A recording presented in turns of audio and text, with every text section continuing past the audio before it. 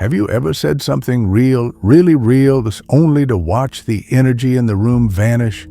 You weren't being dramatic, just honest.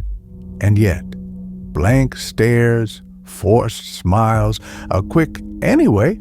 You didn't even say anything controversial. You just said something deep. And somehow, that's even worse. The deeper your thoughts, the colder the room.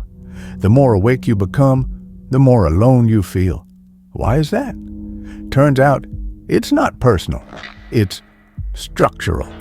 This world was designed for comfort, not clarity. It rewards sameness, not sharpness.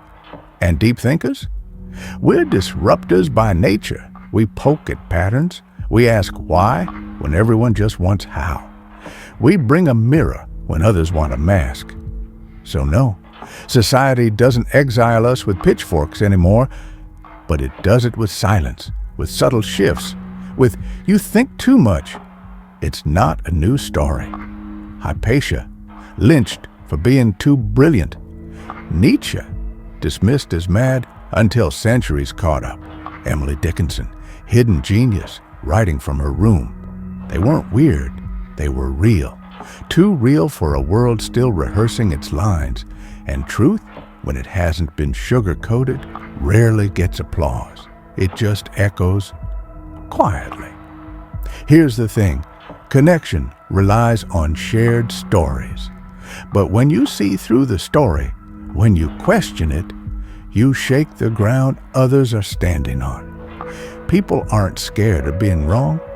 They're scared of what being wrong might mean about them. So your insight, it's not just data, it's disruption. And the brain doesn't love that. Your nervous system reacts the same way to a lion as it does to a complicated idea that threatens your worldview. Why? Because back in the tribe, survival wasn't about being insightful. It was about being included. That tribal software is still running. So when you go too deep, the subconscious alarm bells ring. This person is different, and different still feels dangerous. Today, it's even trickier.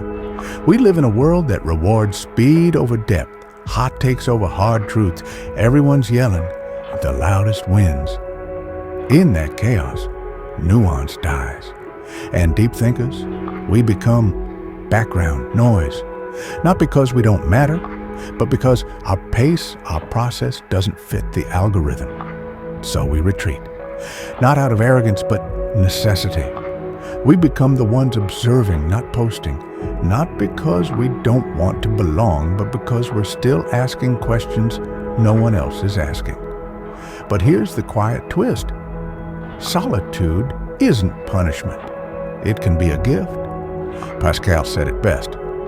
All of humanity's problems come from not being able to sit quietly in a room alone. We can sit.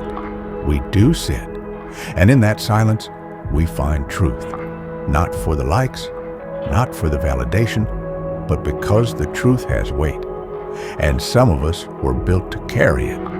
So if you've ever felt like your mind is too much, like your words go deeper than the room allows, know this: there's nothing wrong with you. You're just tuned to a different signal, a quieter, older, wiser one. And while the world may not always hear it, it needs it. So keep thinking, keep seeing, and walk your strange, beautiful path.